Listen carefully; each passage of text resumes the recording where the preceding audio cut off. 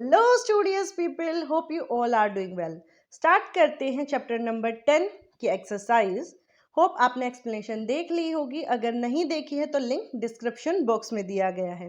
So let's get started. The first question is, what is the term used for secretions of endocrine gland responsible for changes taking place in the body?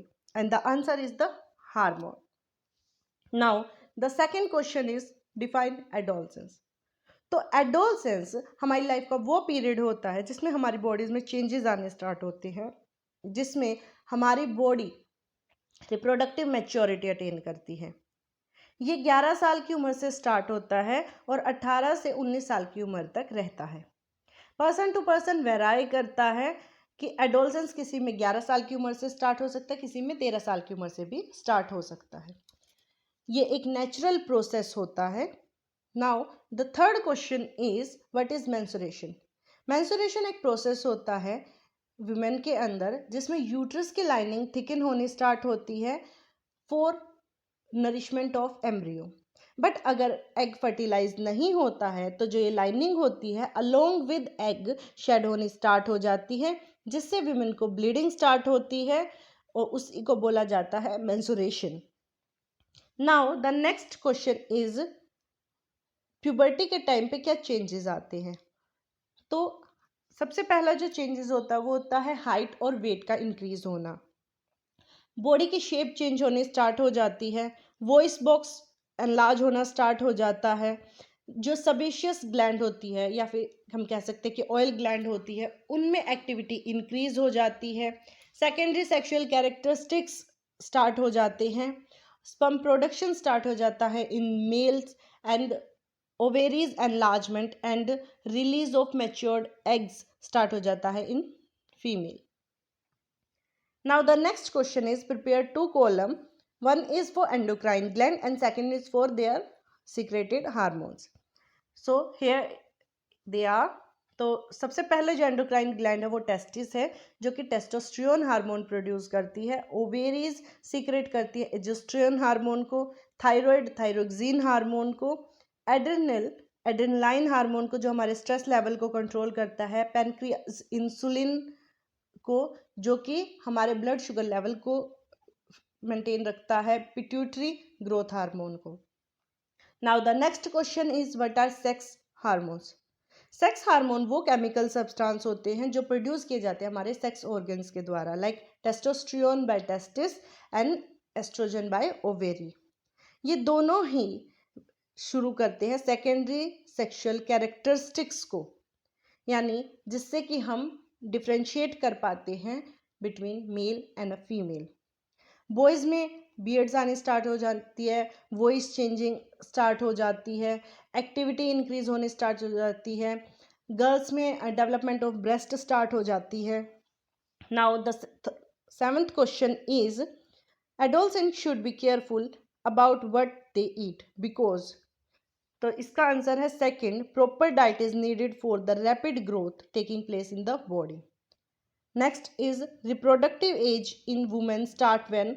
Of course menstruation cycle. First one is the answer. Now the third question is, the right meal for adolescent consist of? तो हम healthy ही खाएंगे। The answer is the second one, chapati dal vegetables. तो जो हमारा ए है उसका answer second है, जो हमारा बी है उसका आंसर फर्स्ट है, जो हमारा सी है उसका आंसर भी सेकंड है। Now move on to the next question, question number 8, जो कि है short note on Adam's apple, secondary sexual characteristics और sex determination in unborn baby.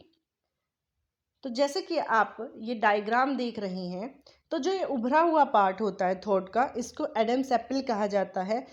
ये विजिबल होता है बॉयज़ के अंदर, गर्ल्स में ये ज़्यादा विजिबल नहीं होता because of their small size, जिसकी वजह से जो बॉयज़ की वॉइस होती है वो डीपन हो जाती है, होर्स हो जाती है। Now the second is secondary sexual characteristics. ये वो फीचर होते हैं जिसमें मेल और फीमेल को हम डिस्टिंग्विश कर सकते हैं। लाइक बॉयज़ के अंदर मोस्टिकल्स बियर्ड्स अपीयरेंस स्टार्ट हो जाती है, चेस्ट हेयर अपीयरेंस स्टार्ट हो जाती है, जेनिटल एरिया में और बाकी पार्ट्स में भी हेयर ग्रोथ स्टार्ट हो जाती है। गर्ल्स में जेनिटल एरिया में हेयर ग्रोथ स्टार्ट हो जाती है, ब्रेस्ट साइज इंक्रीज होना स्टार्ट हो जाता है। Now we talk about sex determination in the unborn baby. तो ये जो मिस्ट्री है, ये जो थ्रेड लाइक स्ट्रक्चर होता है क्रोमोसोम वो कंटेन करता है। हर एक ह्यूमन के अंदर 46 क्रोमोसोम प्रेजेंट होते हैं, जिसमें कि 2 क्रोमोसोम सेक्स क्रोमोसोम होते हैं। फीमेल के अंदर ये सेम होते हैं एक्स एक्स, एंड बॉयज़ के अंदर ये दोनों ही अलग होते हैं एक्स एंड वाई।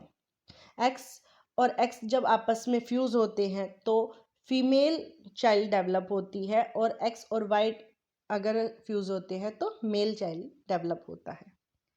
जैसे कि आप ये डायग्राम देख रहे हैं कि इसमें फादर और मदर से अगर एक्स एक्स फ्यूज़ हुए हैं तो डॉटर का बर्थ हुआ है, और एक्स और वाई है तो सन का बर्थ हुआ है।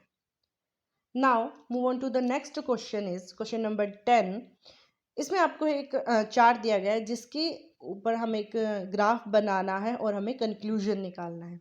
तो जैसे कि आप ये ग्राफ देख रहे होंगे जिसमें रिलेशन दिया गया है बॉयज़ और गर्ल्स की हाइट और उनकी एज पर। तो प्यूबर्टी के टाइम पे हमें देखा कि सडन इंक्रीज होती है हाइट की। तो जब बच्चा 4 से 8 साल की एज का होता है तो गर्ल्स की हाइट कम होती है देन बॉयज़, बट सडन ही जब एक गर्ल 12 टू 13 ईयर्स की होती है तो उसकी हाइट सडनली इंक्रीज होती है, एंड देन लेटर ईयर्स में दोनों की स्टेबल हो जाती है। तो आई होप आपको कंटेंट अच्छा लगा होगा। अगर अच्छा लगा तो please like share and subscribe.